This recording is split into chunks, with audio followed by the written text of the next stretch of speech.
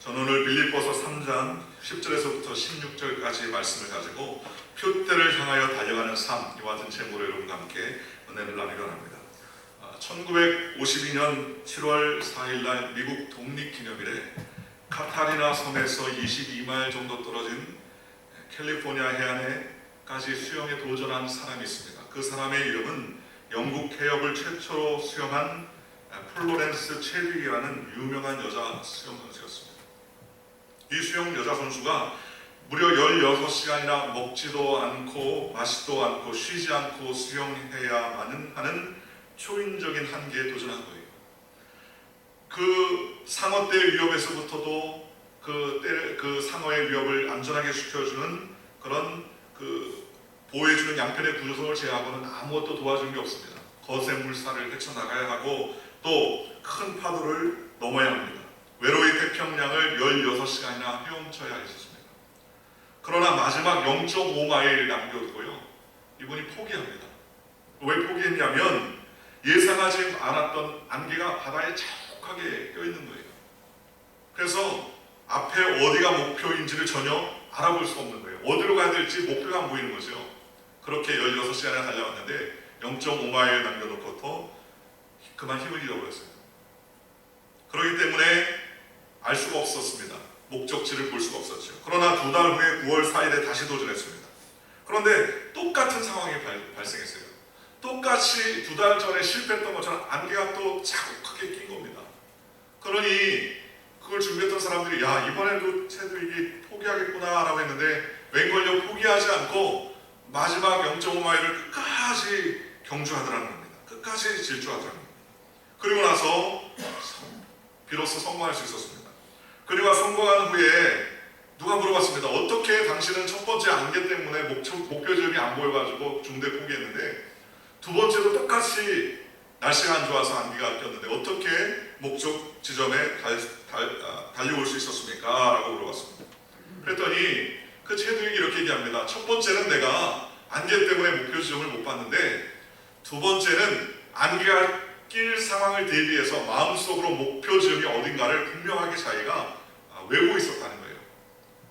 육신의 눈으로는 그 안개 때문에 목표 지점이 안 보였지만 부단한 노력과 연습을 통해서 목표 지점이 어디쯤 있고 어느 정도 내가 왔다는 사실을 분명히 알았기 때문에 끝까지 헤엄칠 수 있었다라고 그렇게 이야기했다는 겁니다. 여러분, 인간은 목표를 정해놓고 그 목표를 위해서 달려가는 존재다라고 말할 수 있습니다. 왜냐하면 하나님께서 인간을 창조하실 때부터 사람의 심령에 그 목적의식을 만들어 놨다는 거예요. 왜냐하면 인간은 하나님의 형상과 모양대로 만들어졌다고 했습니다. 그냥 먹고 마시고 사는 것이 인생의 목적일 수가 없게 되는 거예요. 그래서 인간은요, 먹고 마시고 잠자는 의식주의 문제를 다 해결해 놔도 그럼에도 불구하고 마음이 낭망하고 또 소망이 없으면 자기 목숨을 끊을 정도로 그런 삶을 살게 되더라는 것입니다. 하나님께서 우리에게 충동적으로 일하지 않으신 것처럼 하나님도 우리에게 충동적인 삶이 아닌 목표의 삶을 주시도록 하나님께서 은혜를 베풀어 주셨다는 것입니다.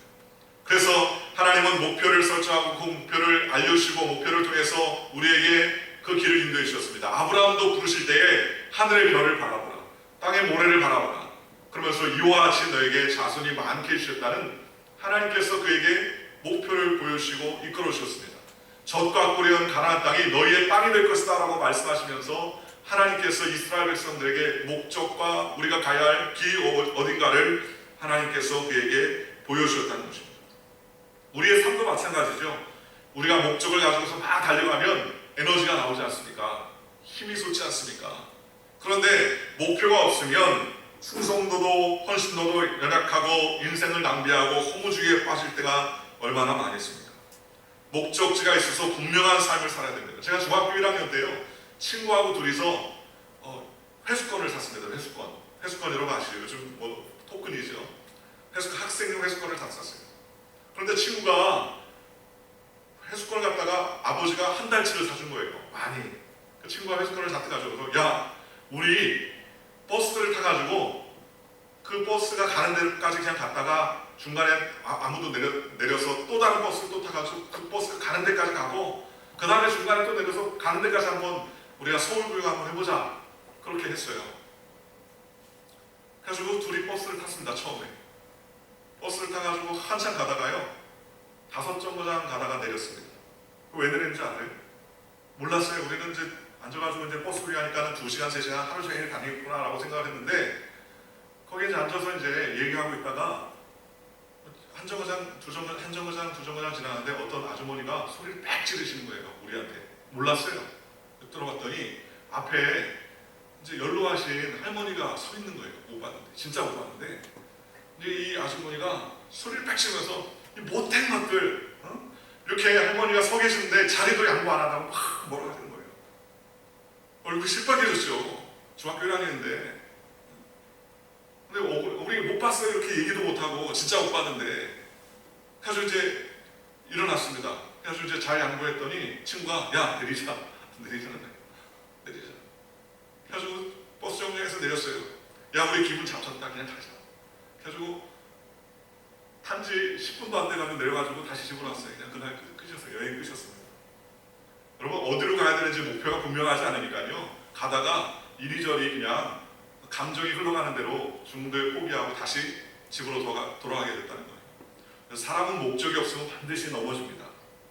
우리의 삶도 마찬가지예요. 오늘 성경에 보니까는 사도 바울은 감옥에 안에 있는데도 분명한 목표를 향해 자신이 달려가 있음을 말씀하고 있습니다. 13절 14절 이렇게 말합니다. 형제들아 나는 아직 내가 잡은 줄로 여기지 아니하고 오직 한 일, 즉 뒤에 있는 것은 잊어버리고 앞에 있는 것을 잡으려고 표대를 향하여 그리스도 예수 안에서 하나님이 위에서 부르신 부름의 상을 위하여 달려가노라 라고 말했습니다. 여러분 우리가 이 풍요로운 미국에 살면서도 목적과 삶의 분명한 목표가 표대가 없다면 큰 불행한 것입니다. 저와 여러분은 어떤 목적과 목표를 달려가고 있습니까? 저는 오늘 이 사도 바울처럼 분명한 목적과 목표를 향해 달려가는 삶을 살기 위해서 표대를 향해 달려가는 삶이라는 주제로 2가지를 은혜 나누려 합니다. 첫째로 우리가 표대를 향해 달려가는 삶이 되려면 부활의 권능과 고난에 참여할 줄 알아야 된다는 거예요. 오늘 11절, 10절, 11절 이렇게 말합니다. 내가 그리스도와 그 부활의 권능과 그의 고난에 참여함을 알고자 하여 그의 죽으심을 본받아 어떻게 해서든지 죽은 자 가운데서 부활에 이르려 하노니 라고 말했습니다. 여러분 우리 예수 믿는 사람들이 올바른 목적을 향해서 목표를 향해 달려가게 되면 주님의 부활과 권능뿐 아니라 그 고난에도 참여할 수 있어야 된다는 겁니다.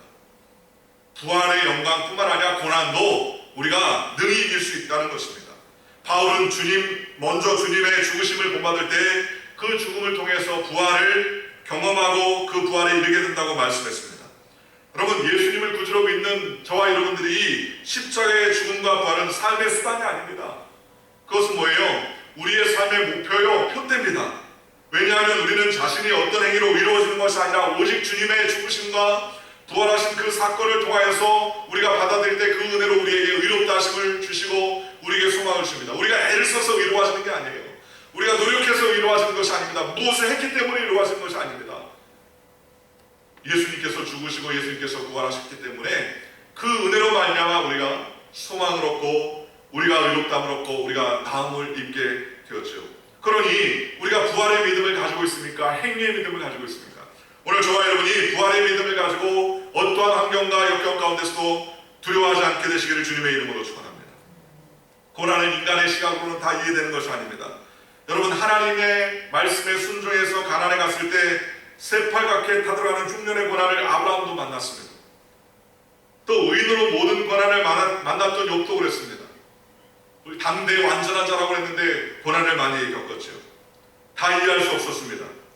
십자가의 고난을 피하지 않고 예수님의 성만찬에 예수님의 성찬에 그 오직 믿음의 은혜를 우리가 누릴 수 없어요. 예수님께서 고난받지 않으셨다면 우리에게 십자가의 부활, 십자가의 은혜가 있을 수가 없다는 것이죠.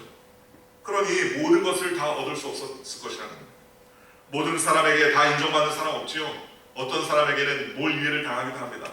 여러분도 마찬가지 아닙니까? 에브리바디 모든 사람이 여러분을 좋아하고 여러분을 인정합니까? 그렇지 않지요. 인정하지 않는 사람도 있습니다. 모든 사람이 다 인정하는데 남편이 인정 안 해줄 수 있고요. 와이프가 인정 안 해줄 수 있잖아요. 그러니 완벽하게 인정받는 사람은 없습니다. 언제든 나를 이해 못하는 사람이 있고 또 다 지금 이해 못하는 고난도 있지요. 여러분 우리가 고난을 다 이해합니까? 고난 이해 못합니다. 어제도 잘 되고 오늘도 잘 되고 내일도 잘 되는 것 계속 잘 되기를 원합니까? 그렇게 생각하는 경우도 있지요. 그런데 그렇게 생각하기 때문에 조금만 문제가 생기고 무너지니까 어떻게 합니까? 넘어지고 자빠지는 거예요. 고난이 있으니까 고난을 거부하고 고난에 대해서 생각하지 않으니까 고난이 없는 것만 맨날 생각하다가 잠깐 고난이 오니까 무너지고 넘어지게 되더라는 것입니다. 성경에 보면은 유명한 사람들이 많습니다.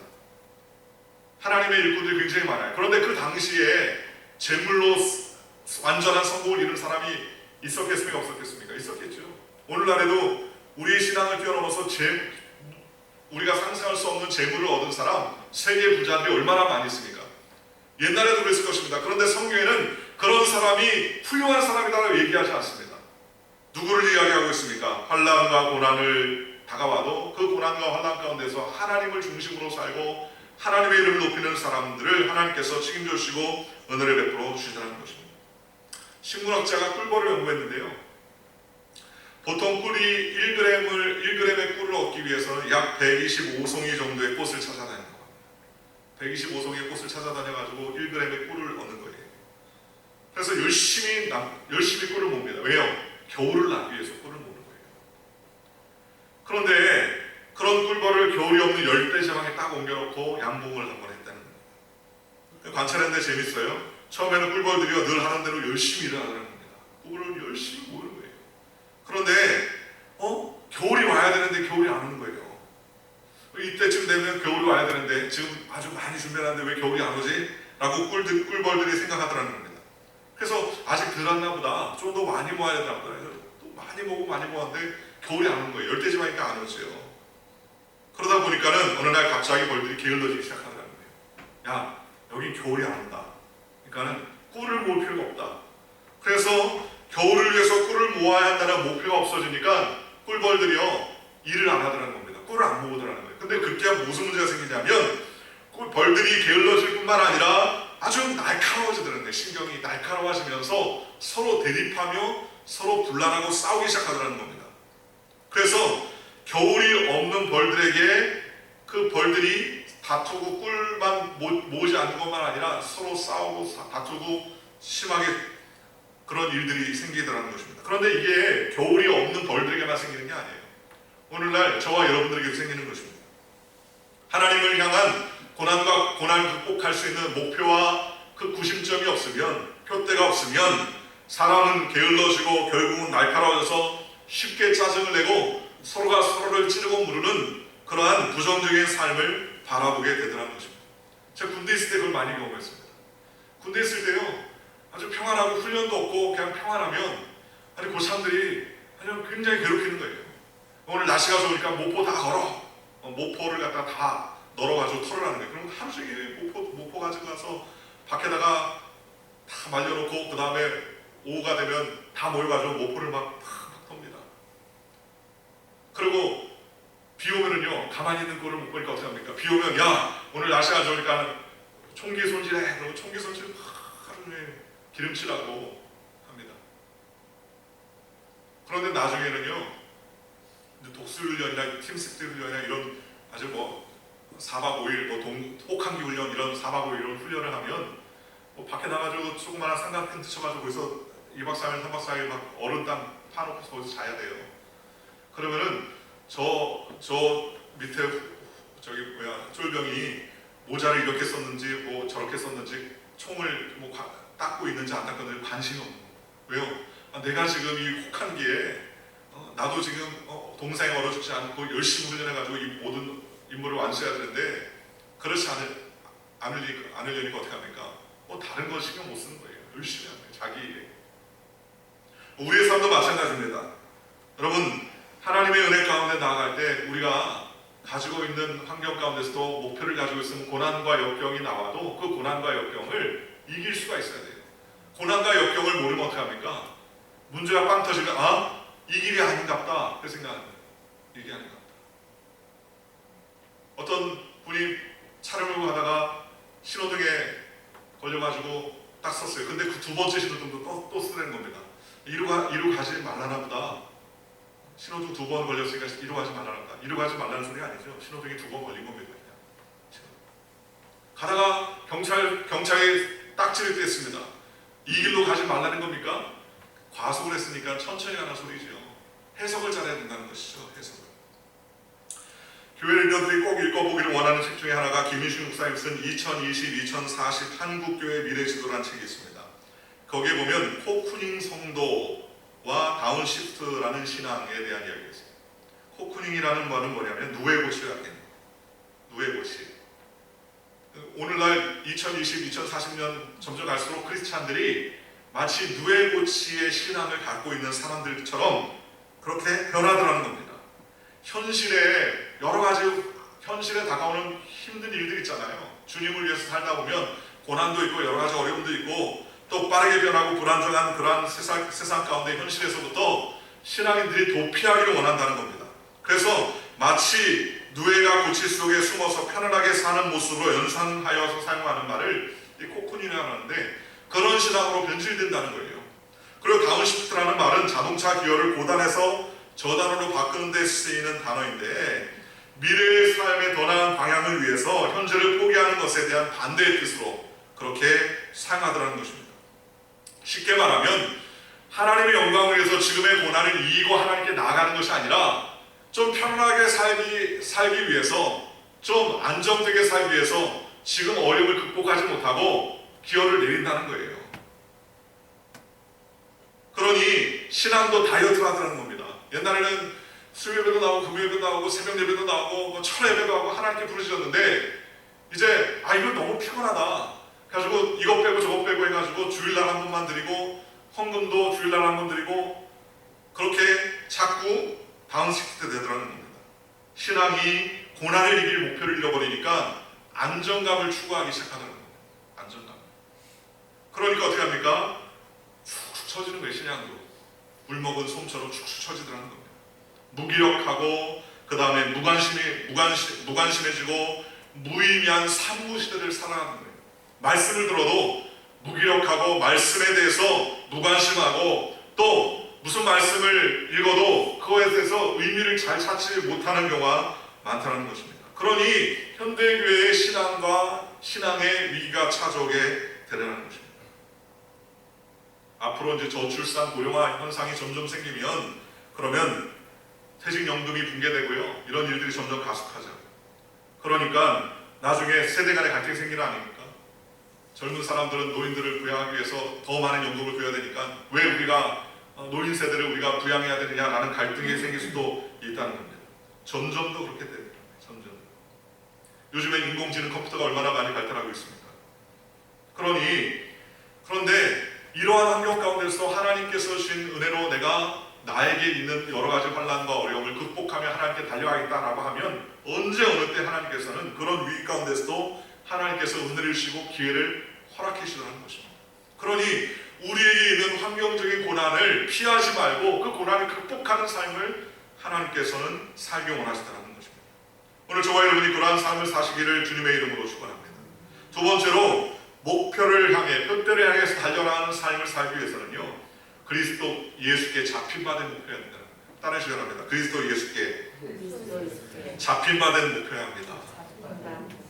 오늘 12절 이렇게 말합니다. 내가 이미 얻었다함도 아니요 온전히 이루었다함도 아니라 오직 내가 그리스도 예수께 잡힌바된 그것을 잡으려고 달려가노라. 예수 그리스도에게 잡힌바된 것을 잡으려고 달려간다. 그렇게 선을 하더라는 겁니다. 옛날에 제가 김성호 목사님이라는 분을 만났었는데 그분이 이제 부산의 풍성한 교회가 크게 부흥했는데요. 이분이 교회를 어떻게 부흥시켰냐면 1:1 말씀 가지고 양육했는데 한 번은 우연찮게 동네에서 찻집에서 티를 마시다가 어떤 자매를 하나 만났답니다. 자매. 근데 그 자매가 어떤 자매였느냐? 간호사예요. 간호사. 큰 그 병원의 간호사입니다. 그런데 다시 꿈이 뭐냐고 그랬더니 자기 이제 간호사를 지금 내려놓고 필리핀 오지의 간호 그쪽에 이제 선교를 떠나려고 한다는 거예요. 그런 얘기를 이제 나누게 됐어요. 그래서 그 김성호 목사님이 그 자매한테 뭐라고 했답니다. 네 선교지가 지금 필리핀이 아니다. 너의 선교지는 지금 이 병원이다. 병원에 있는 너의 동료 간호사가 너의 선교지다. 그러니 그 동료 간호사들에게 복음을 전할 생각을 왜 안 하냐고. 필리핀에 우리나라 선교사들 수천 명씩 들어가 있는데 거기에 당신도 하나의 선교사들 갈 수 있겠지만 당신이 있는 그 직장, 그 자리가 땅끝이라고 그래서 강력하게 말씀을 줬습니다. 그래서 그 자매가 생각을 바꿔먹은 거예요. 아 그래, 내가 비행기 티켓 떼어가지고 약품 막 사가지고 필리핀 가가지고 오지 가서 약품 전하는 것도 그것도 성교겠지만 내가 내 있는 현장에서 내 친구 같이 점심밥 먹는 직장의 그 간호사 동료, 그 의사 한 분, 그 사람들이 나에게 선교 대상자구나라는 생각을 갖고 나서 그때부터는 그 병원에서 필리핀 선교를 내려놓고 그 병원에서 그 다음날 친구 간호사들 만날 때마다 복음을 전하기 시작합니다. 그 신앙 안에서 그 병원 안에서 일주일에 딱 한 번 자기가 열린 모임을 열고 예수 믿는 친구 같이 모여서 믿지 않는 친구 전도하기 위해서 매일같이 1시간씩 그 사람의 이름을 붙잡고 기도하기 시작했다는 거예요. 그래가지고요 전도를 하나둘씩 했어요. 그래가지고 그 간호병원에 50명을 전도하고 50명 간호사들 의사 간호사 50명 한 사람 그래가지고 전도했어요. 그런데 이 자매가 그 병원의 수간호사인데 그만뒀어요. 그 병원에. 왜 그만뒀느냐? 목사님 이제 전도할 사람이 없습니다. 우리 병원의 간호사하고 목사는 대부분 내가 전도했고요. 죽어라고 안 믿는 사람 제가 어떻게 할 수 없어서 왜 그만뒀냐 그랬더니 이제 다른 병원에 가서 거기 전도하려고 다른 병원을 오픈하겠다는 거예요. 그런데 수간호사니까 월급도 많이 받을 거 아닙니까? 다른 병원을 오픈하는데 거기는 수간호사를 찾는 게 아니라 말단 간호사를 찾는 거예요. 근데 거기에 오픈해서 거기 또 들어가는 거예요. 거기 또 열심히 해가지고 2년 만에 30, 40명을 또 전도했어요. 그래가지고 그 교회 간호사 의사가 200명이에요. 간호사 의사 200명. 그래가지고 자기 있는 전 그래서 무려 5번이나 직장을 바꿨습니다. 왜요? 돈을 더 많이 준다고. 요즘에는 어떻게 하면 돈 더 많이 주면 거기 하지 않습니까? 그게 아니라 내 동료 간호사를 구원해야겠다. 그래서 그 사람들이 200명 그리고 그 사람들이 또 변화돼가지고 그 모임을 하고 그들을 통해서 말씀을 전하고 그래서 변화받기 시작하더라는 겁니다. 예수께 잡힌 바 된 것을 잡으려고 표대를 향해서 달려가더라는 거예요. 사도 바울의 자세가 그와 같은 삶이었다는 겁니다. 내가 다 잡았다가 아니다. 난 다 잡은 게 아니다. 그래서 오직 예수께 맞춰진 삶을 살았습니다. 오직 내가 그리스도 예수께 잡힌 바 된 것을 잡으려고 달려가노라 라고 말했습니다. 다른 게 아닙니다. 물질이다, 돈 많이 주는 것이다, 건강한 것이다, 환경 좋은 것이다, 그게 아니라 하나님께서 나에게 부어주신 것이다. 예수 그리스도를 잡으려고 달려가더라고요. 제가 몇 년 전에 총회 봉사할 때 엘파소의 교회 조그만 자리가 하나 났습니다. 잘 안 가려고 그래요. 엘파소 지역을 한번 가봤더니요, 거기 이제 교회가 문제가 생겨가지고 가봤는데 거기 학교의 학생들이 약 80%가 거기 그 멕시칸들이에요. 그리고 그 집안에서 다 스페인시래요. 영어를 공부해야 되는데 영어를 안 쓰고 수업 시간 영어를 하지만 땡치고 하면 다 스페인시 쓰는 거예요. 그리고 그 고등학생들이 SAT라는 걸 못 들어봤대요. 애들이 대학 가는 진학률이 되게 낮더라. 현저하게 낮다는 거예요. 그래서 야, 이런 지역에 젊으신 목회자 안 오겠지.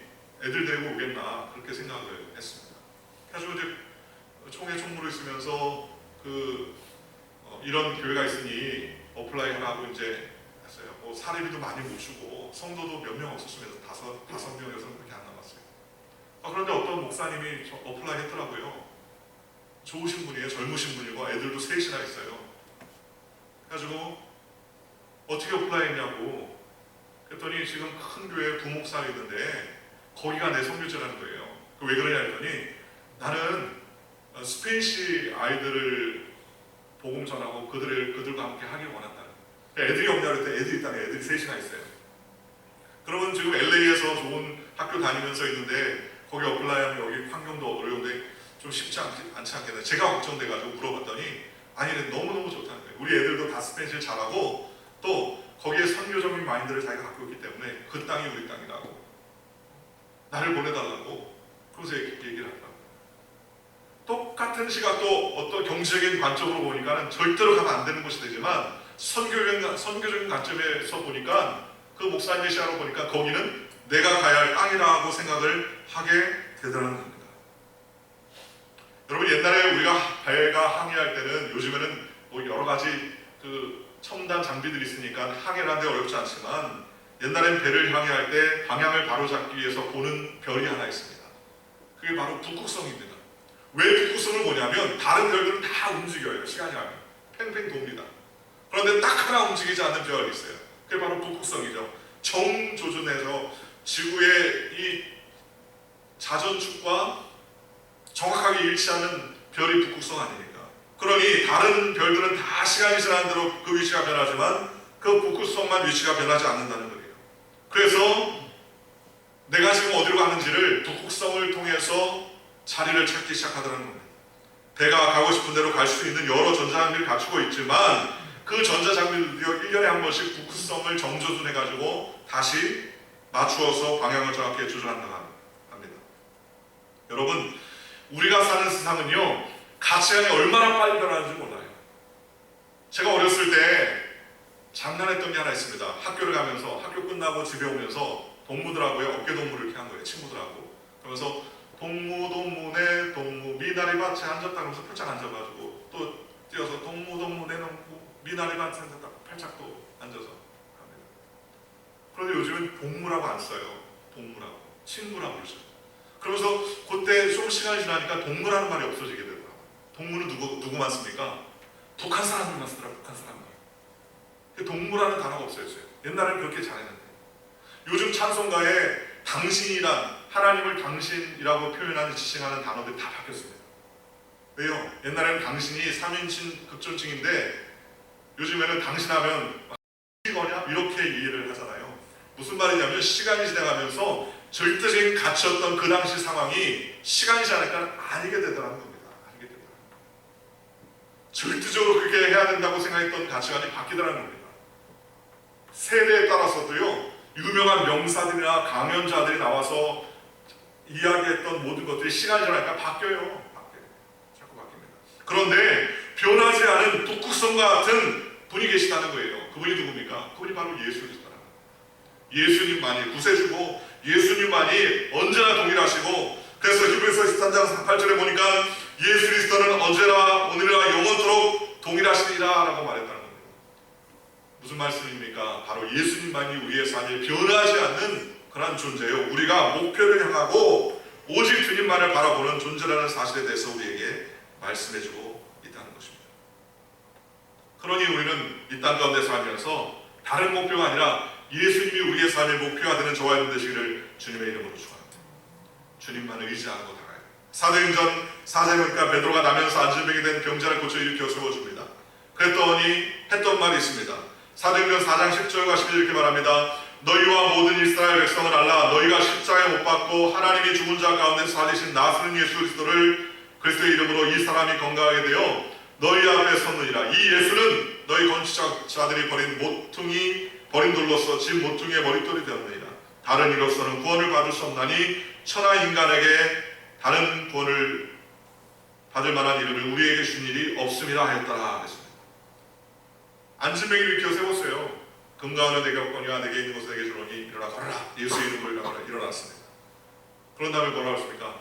내가 했다 그렇게 말했습니까? 아니에요. 그 다음에 뭐라 했습니까? 저 사람을 보라. 당신들이 버린 그 예수님이 저 사람을 고쳤다. 그러면서 그 질병을 치료하는 것보다 더 중요한 게 뭐냐? 바로 질병을 치료해 주신 주님의 이름을 높이며 찬양하게 된다는 거죠. 우리의 문제가 해결된 것보다 더 중요한 게 무엇입니까? 그 문제를 해결해 주신 예수님이 우리와 함께 하신다는 거예요. 내게 문제가 생긴 것이 진짜 문제가 아니라 문제 밖에 문제를 뛰어넘어 예수님을 바라보지 않고 문제의 골몰에서 그것에 갖고 아웅다고 하는 것이 진짜 문제죠. 문제를 뛰어넘어 계신 예수님을 의지하고 하나님께 나가면 하나님께서 그 모든 것을 능력으로 역사해주고 붙잡아주게 되더라는 것입니다. 그러니 우리는 이 땅 가운데 살면서 어떤 존재가 되야 됩니까?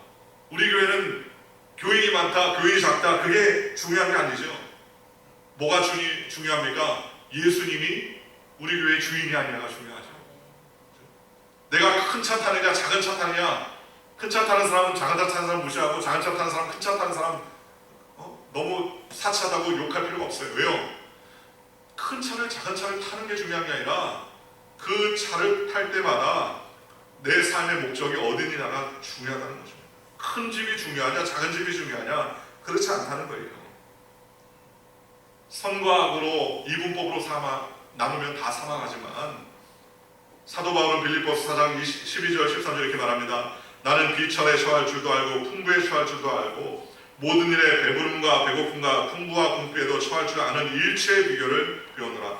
내게 능력 주시는 자 안에서 내가 모든 것을 할 수 있느니라. 사장이든 직원, 말단 직원이든 그리스도와 함께하는 사람이 유명한 거 아닙니까? 요셉이 사환으로 있으면서도 승승장구할 수 있었던 비결이 뭡니까? 종놈이라서 그렇습니까? 아닙니다. 그런 환경에서도 주님을 의지했기 때문이죠. 총리가 된 것이 요셉에게서 제일 높은 일이고 좋은 것이었습니까? 아닙니다. 총리가 되게 하신 예수님이 하나님이 그와 함께 하셨다는 게 중요하죠. 그러니까 하나님께서 역사하시니까 총리가 되어서도 복수의 사람이 아니라 하나님을 높이고 화평하는 사람이 될 수 있었고, 맨 밑에 들어가는 그런 상황으로서의 삶을 살더라도 남이 손가락질하고 남이 핀잔하고 남이 하는 그 모함의 말에 섭섭하게 생각하지 않으려고 하나님을 온전히 바라보고 나갈 수 있었던 것 아니겠습니까? 그러니 진짜 중요한 게 뭡니까? 더 중요한 거, 돈 많이 버는 직장도 중요하겠지만 그것보다 더 중요한 게 뭡니까? 내 인격이 그리스도를 닮아하고 하나님을 닮아하고 그리스도의 이름을 증거하는 삶을 살아가고 그리스도의 향기를 나타내고 내 가정과 내 삶이 하나님께 영광 돌리는 것, 이게 너무나 중요한 거예요. 그러니 예수님을 증거하는 것이 바로 선교지역이 되는 것이죠. 예수님을 증거하는 전도의 상황이 하나님께서 기뻐하시는 것이죠. 그러므로 우리는 이 땅 가운데에서 주님만을 목표로 바라보는 저와 여러분 되시기를 주님의 이름으로 축원합니다. 그래서 우리는 주님만을 의지하고 하나님께 나가야 됩니다. 요한복음 14장 26절에 보혜사 아버지께서 내 이름으로 보내줄 성령 그가 너희에게 모든 것을 가르치고 내가 너희에게 말한 모든 것을 생각나게 하시리라 라고 말했습니다. 하나님께 붙들려 가면 우리의 삶에 부족함이 없도록 하나님께서 인도해 주신다는 것입니다. 그래서 세상의 삶을 살면서 뭐가 부족해도 그것 때문에 마음 상하지 아니하고 그것 때문에 낙심하지 아니하고 그것 때문에 더 가진 자를 시기하지 않을 수 있는 것은 그것이 인생의 전부가 아니라 그것보다 더 중요하신 예수님이 우리의 삶에 있다는 것을 기억하고 살기 때문에 그렇다는 것입니다. 오늘 저와 여러분들이 오늘 표대를 향해 달려갔던 사도 바울과 같이 우리가 부활의 권능과 고난에 참여할 수 있는 사람, 그리고 우리의 삶의 표대를 어떠한 다른 것이 아닌 예수 그리스도의 것으로 초점 맞춰서 하나님께 영광 돌리는 삶이 되어야 될 줄 믿습니다. 주님 우리에게 말씀하셨지 않습니까? 먼저 그의 나라와 그의 의를 구하라. 그리하면 이 모든 것을 다 너희에게 더하신다. 하나님이 우리에게 모든 것을 더해준다고 성경 말씀해 주셨습니다. 오늘 저와 여러분들이 이와 같은 믿음의 삶, 표대를 향해 달려가는 하나님의 분이 되시기를 주님의 이름으로 간절히 축원합니다.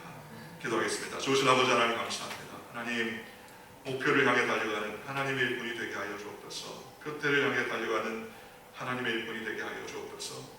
우리의 목표는 오직 예수님입니다. 예수님을 의지하면서 하는 믿음의 삶 되게 하여 주시옵소서. 잠시의 고난과 역경을 통해서 낙담하고 낙심하는 존재들이 아니라 그럼에도 불구하고 하나님을 붙잡고 달려가는 믿음의 존재들 되게 주님 인도하여 주시옵소서. 이 모든 말씀 예수님의 이름으로 감사하며 기도 올려옵나이다. 아멘.